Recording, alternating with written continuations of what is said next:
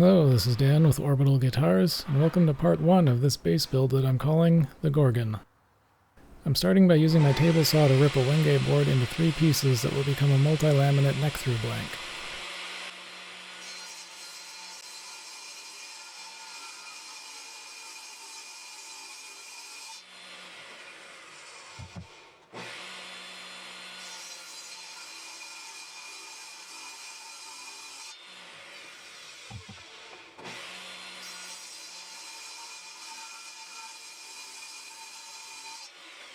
Once the 3 pieces are cut, I take them to my planer to tidy up the rough surfaces that are going to be glued together.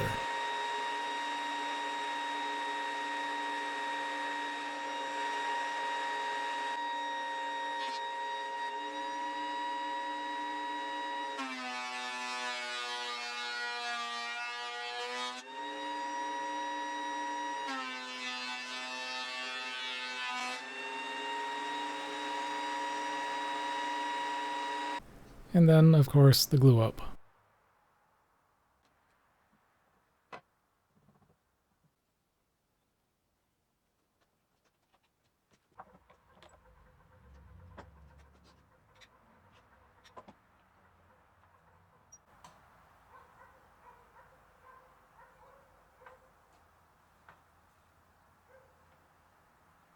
After the pieces are glued together, it will be time to route the truss rod channel. The first step of this will be to drill an access point for the router bit, because I prefer doing this over plunging the router bit directly into the wood.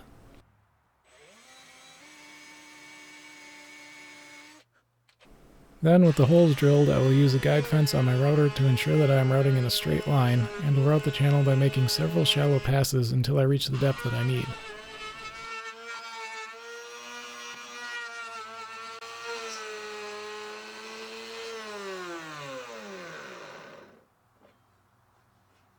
When I'm done with the router, I use chisels to widen the channel at the head end so that the rod will fit.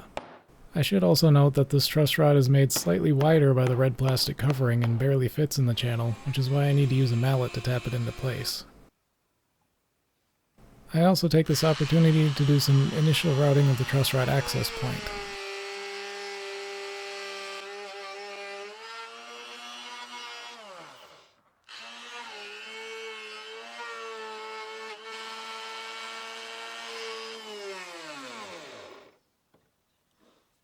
Next, I go to my bandsaw to cut out the headstock angle on the front and to cut the taper of the neck.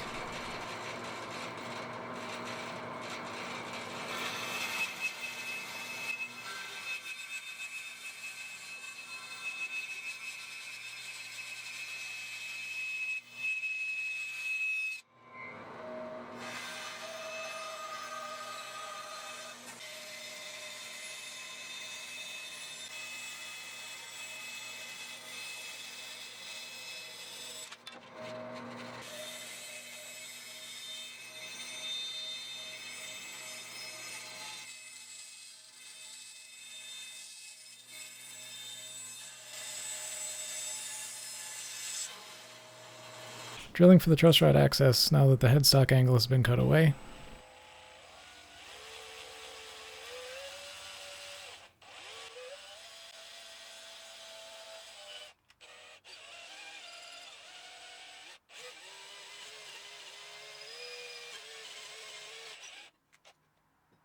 Good news, everyone! I've finally started using a miter saw and jig to cut fret slots.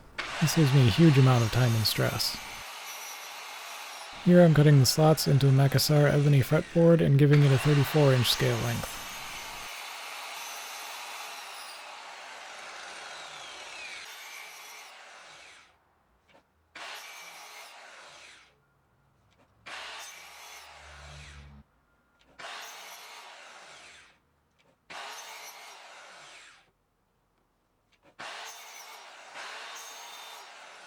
Continuing to work on the fretboard, I will now create the 12th fret inlay. I'm cutting the inlay out of a piece of zebra wood, which will match the wings of the body later. I roughly cut as close to the lines as I can with a jeweler's saw, and will then clean up the inlay pieces with some small files.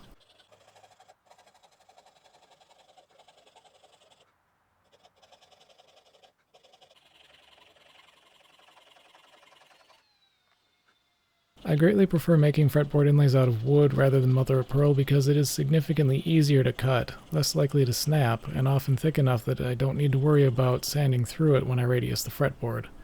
Plus, I have the option to glue it in with wood glue instead of super glue.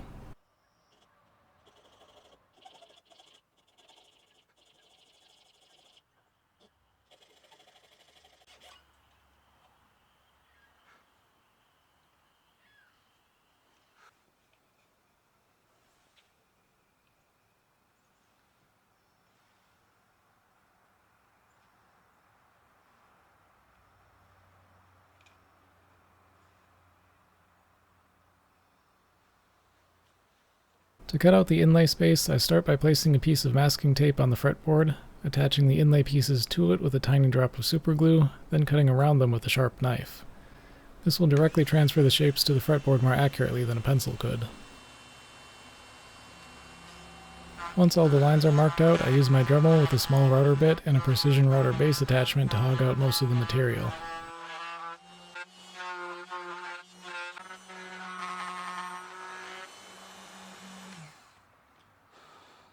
After that, I use a chisel to clean up the edges and points.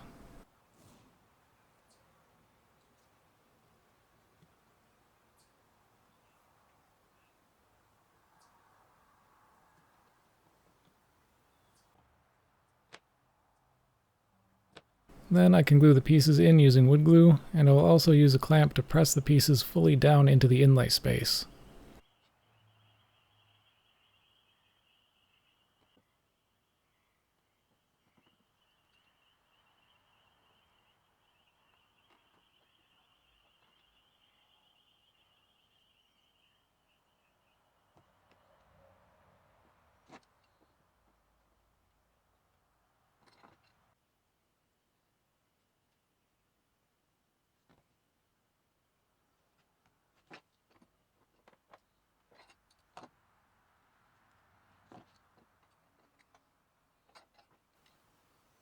After wiping away most of the excess glue, I tap some ebony dust all around the inlay to fill any small gaps that may have been left, and then flood some thin superglue all the way around just for good measure.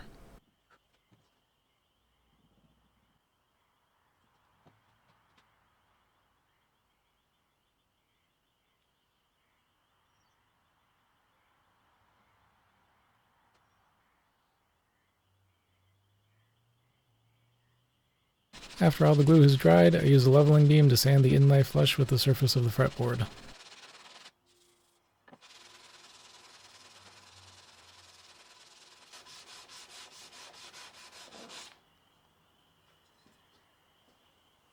I also need to recut the fret slots that have had new pieces of wood glued into them. Cutting these slots by hand now is quite easy because the saw blade wants to follow the slots that were already cut by the miter saw.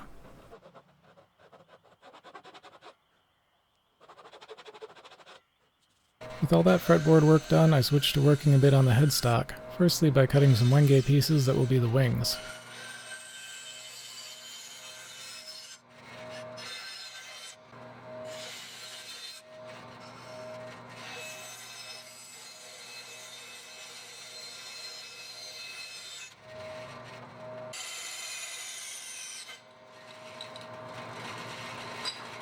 Because of their odd shapes, I will hold the wings in place with some masking tape rather than clamps.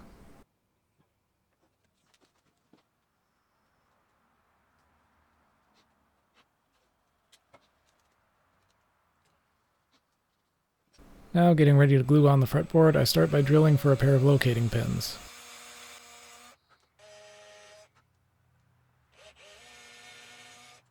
Then I tape over the truss rod to keep glue from getting into the channel. A little glue getting in there is fine, but I don't want a lot to get in there.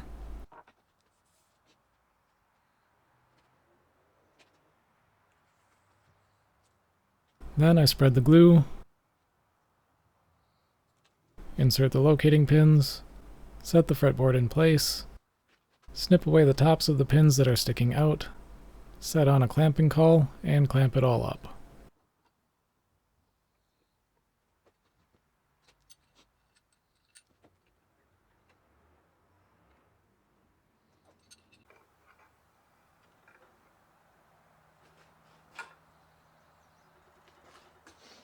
After the glue dried, I decided to add some more inlays in the fretboard, specifically very large dots that are offset toward the side of the board instead of being centered. I do this by setting up a guide fence on the drill press, which will ensure that all of the dots are an equal distance from the edge of the fretboard.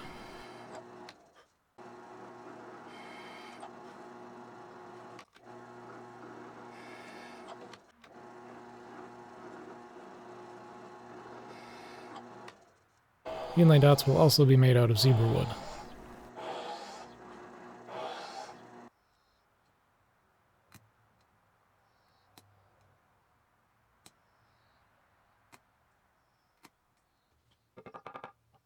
I glue the dots into place, then cut away the excess with a sharp chisel.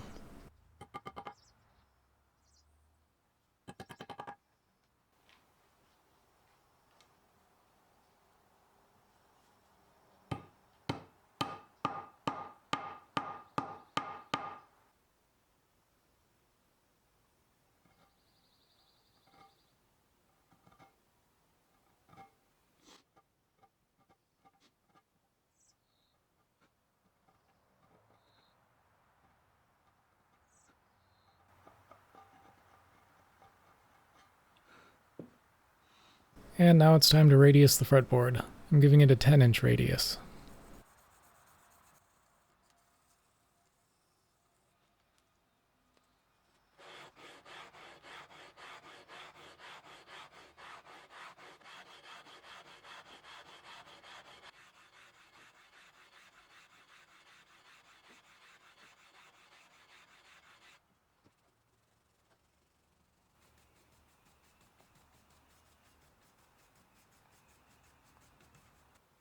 And of course adding white side dots.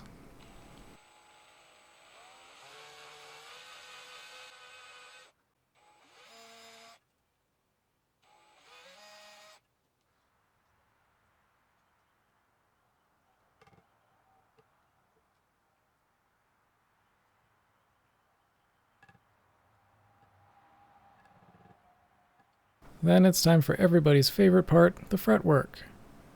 Fretwork has been shown so many times and in so many videos that I'm going to quickly summarize it here. I start by cutting a bit of fret wire to length, nipping off a bit of the fret tang at either end, file down any fret tang remnants that might remain, hammer the fret into place, and cut away the excess from each end. Rinse and repeat 22 times.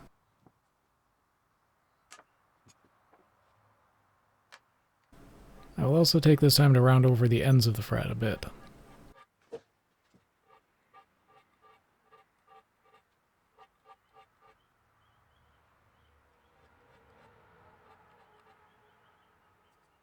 After that, I flood some CA glue into the open ends of the fret slots and tap in some ebony dust to fill them. This both helps to glue the frets in place and to fill any gaps that may be underneath the frets.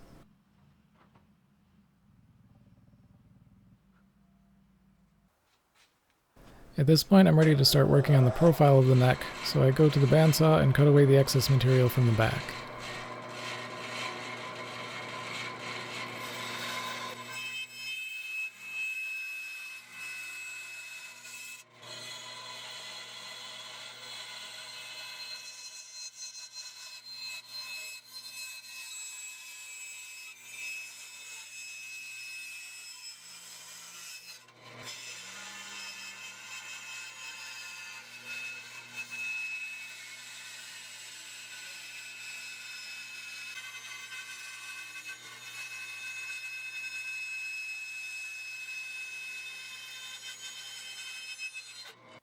Also, the body portion of this neck-through blank is thicker than the wings will be, so I need to make it thinner. I'll do this by setting up a fence on my spindle sander and running the blank in from the bottom to create a consistent thickness for the body.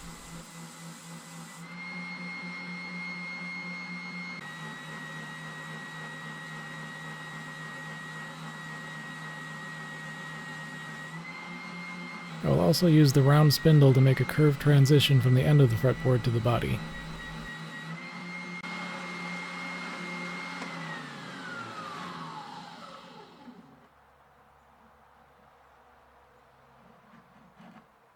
And then surprise, more fretwork. You thought we were done with that for a while, but guess again. I'll use a leveling file to level the tops of the frets.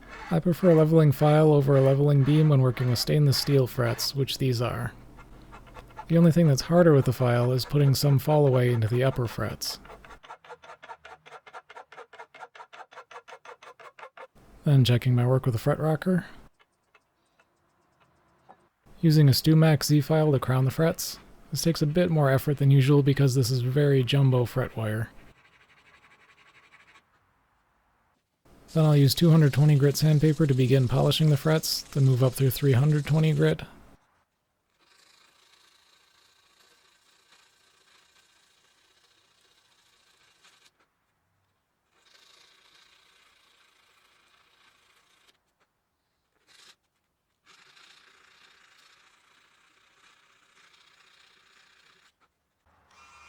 Fine and extra fine buffing wheels.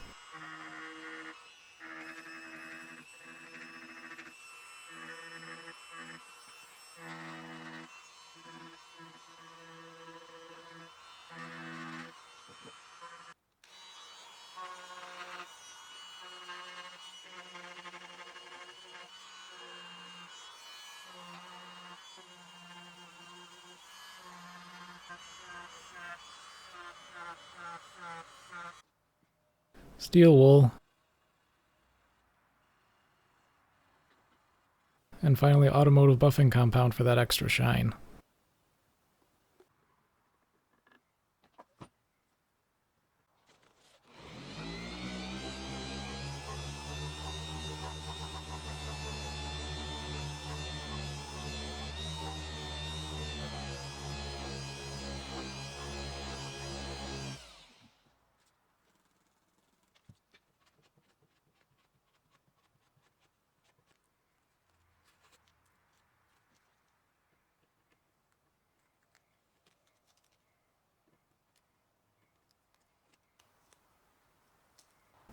Next, it's time to carve the neck.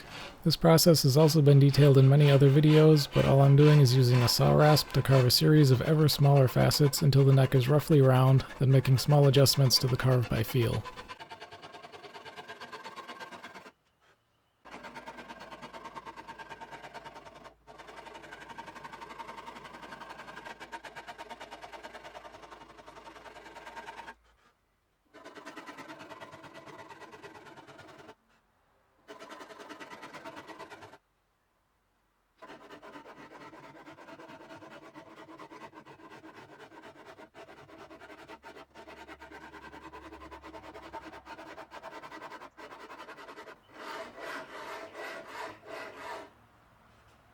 Once the neck is carved, I'll use a half-round rasp to carve the volute and transition to the headstock.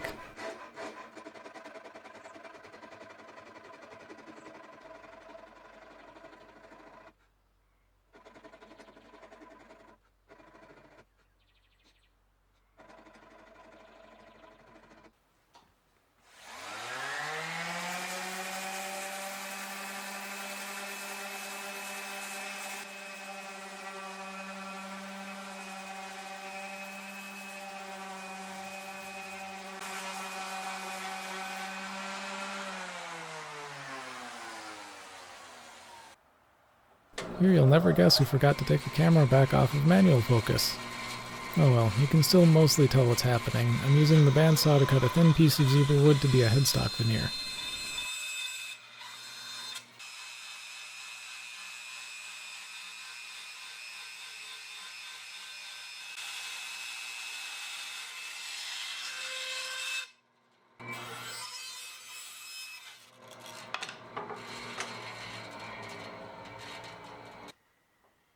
I cut it roughly the thickness and shape that I want before going back to the jeweler's saw to cut out the truss rod excess.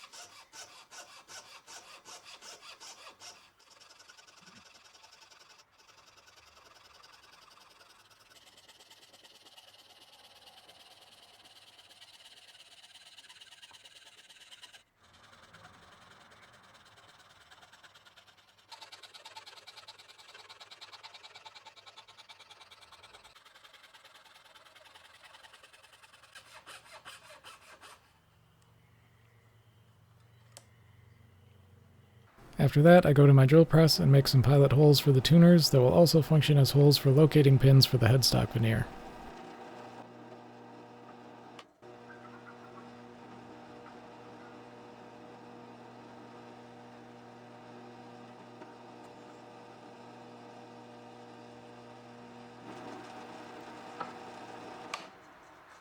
Then I glue the headstock veneer in place and clamp it up with some clamping cauls.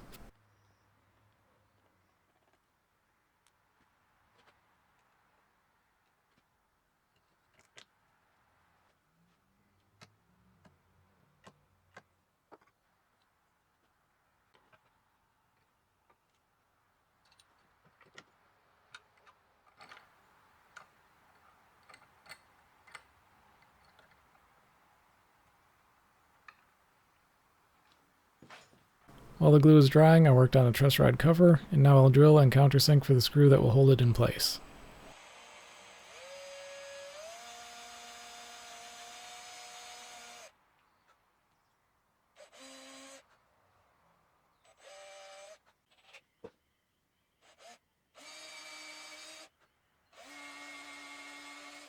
And I will sand away the excess glue and dust mixture that was filling a small void in the headstock veneer.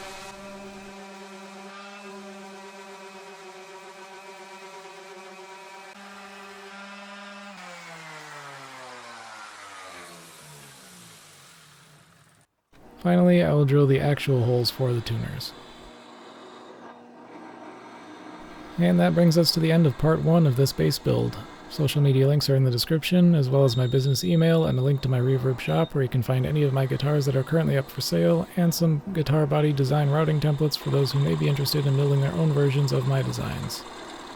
Thank you for watching, and I hope to see you for the next installment.